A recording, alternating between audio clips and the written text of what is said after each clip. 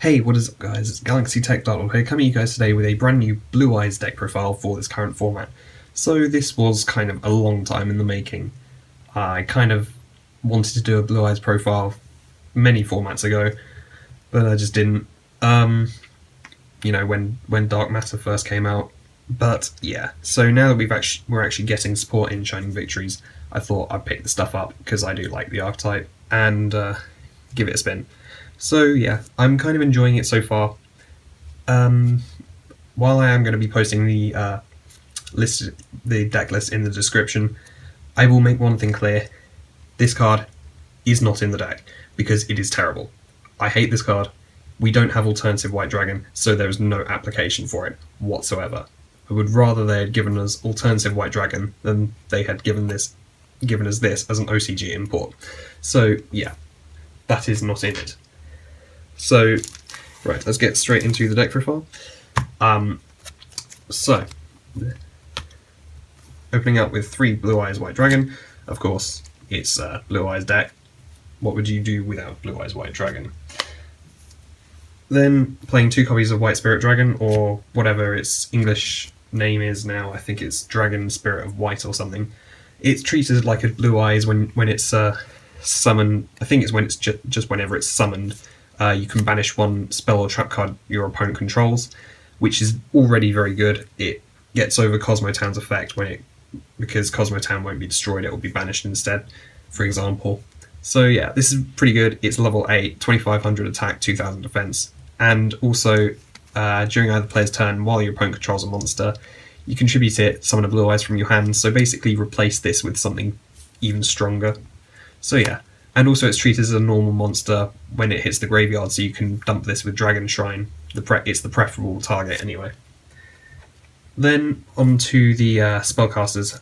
Playing 3 copies of Maiden with Eyes of Blue. So, you know, this is your main engine for the deck. This is the main engine for the deck. So, yeah. And then we've got the enablers. So 3 copies of Sage. I don't have these yet, as you can see. Or the Dragon Spirits. Unfortunately, they are very expensive, and I do not have money to spend on them, so yes. Yeah, 3 Sage, summon discard it, target 1 monster you control, send it to the graveyard, and if you do, special summon a Blue Eyes from your deck, which is another reason I'm not running this, because this completely evades the effect of your Sage, because this will be sent to the graveyard, and the Sage only gets its effect if it's sent to the graveyard by Sage's effect. So yeah, but you know, you can make really lovely rank 8 plays with Sage and Maiden. So yeah, and you can make synchro plays if you open up with Maiden and Protector and Sage. So yeah, which brings me on to Protector, which is this card. When it's normal summoned, you can special summon basically you just special summon a Maiden from hand, and it gets its enabling effect from when it's on the field. You target Maiden on the field and send it to the graveyard, special summon a Blue Eyes from deck. So yeah, and then lastly 1 Master. This is the card I'm probably gonna cut from the deck. I just don't like it as much. Like it gets its effect when it's in the graveyard to target, so it's got to be there first. So yeah, these are all tuners, so it really helps to go into your synchros. So yeah, then playing 2 copies of what I call Better Whitestone, or the Whitestone of Ancients. So this is what I like to dump with Dragon Shrine more, because while it gets its special summon at the end phase, it still special summons Blue Eyes instead of adds it to your hand, and this can also retrieve Blue Eyes from the graveyard by banishing itself. So yeah, then lastly 1 Whitestone, because you know we always want to search a Blue Eyes sometime or other, and it's a tuner. So yeah, I do believe that's the monster lineup. So yeah, I feel this is kind of a standard lineup at the moment. It's, yeah, the ratios are testing okay. It's just has a kind of bricking issues because we don't have our alternative White Dragon. If we did have alternative White Dragon, I would love this deck so much more than I currently do. So yeah. Then for the spells, I'm amazed that I did not manage to pick any of these up at the sneak peek, but yeah, anyway, 3 Mausoleum of White, so this gives you an additional normal summon or set of a light spellcaster type monster.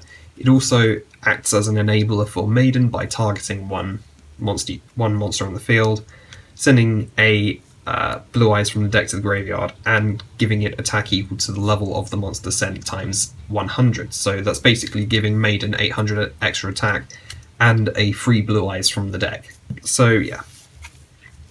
Then 3 trade-in, because, you know, we've got 5 level 8s in the deck. You want to pass off of that, because you don't really want them in your hand that much. Like, they're kind of bricks in your hand, so trade-in will free that up. Then, I'm amazed I don't have one of these either, so 3 copies of Where Arf Thou.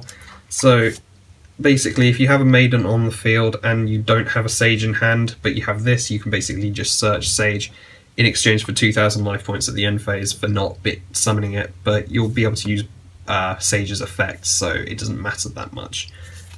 So yeah, and then 3 copies of Dragon Shrine to set up your graveyard, 2 copies of Silver's Cry to get stuff back from the graveyard, 2 copies of Terraforming, search out your Mausoleum of White, and 2 copies of Wonder Wand for A, draw power, and B, because this has to target in order to equip to a monster, so you equip this to Maiden and you get free Blue Eyes. And then you can either synchro with it or send it to the graveyard, get a draw for 2, or whatever. Then lastly, because I really don't like Twin Twisters in this deck especially, 2 MST, 1 Melody of Awakening Dragon, and 1 1-for-1, because, you know, we got a lot of level 1s. I'm only running 1 Melody of Awakening Dragon because we don't have Alternative White Dragon. Again, this relates to Alternative White Dragon, and I am slightly bitter that we haven't got it yet, but whenever we get the movie pack, I think that's when we get it. But just in case I do have another one, I don't think I would like to run this at 3, especially in this case, because all it would do is search 2 bricks, basically. That's the way I look at it. So yeah, that is the complete spell card lineup. And then trap lineup is very minuscule. I'm only running the 3 copies of Solemn Strike, because, you know, this is probably the best trap in the game right now. It really slows down the opponent, and the cost is relatively small to stop it. So yeah, that's all of it. Then for the extra deck, just like my Cosmo deck, this is not a complete extra deck at the moment because A, a lack of cards, and B, kind of just, I don't really know what to put in place of some things. Like, I've put all the rank 8s I feel are necessary in here, I've put all the synchros that I feel are necessary. So yeah, what I did manage to get from the sneak peek, 2 copies of Spirit Dragon. I managed to get one off of one of my friends, and I managed to pull one in a pack, so, you know, I can't complain about this. This is good against pendulums because they can't summon more than 2 monsters at once, and it once a turn it can negate stuff in the graveyard, and also during either player's turn it can tag out for Azure Eyes, which will then activate its effect to prevent all dragons you currently control from being targeted or destroyed by card effects. So it's really good. I do like this card a lot. It's generally the thing that I want to go into, because Cosmos have a problem getting over this because, well, with Dark Destroyer anyway, but Dark Planet is a different story now, but, you know, regardless, Dark Destroyer is what they want to go for, and this can just really, like, slow down Cosmos. You play a slow game against Cosmos, so, you know.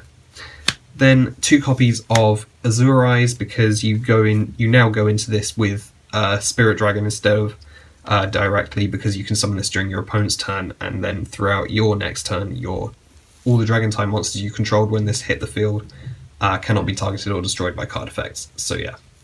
Then I don't have one yet, but I'm planning on getting one Twin Burst, because you don't need polymerization you don't need a fusion spell in order to summon this. You can just contact fuse it. So yeah.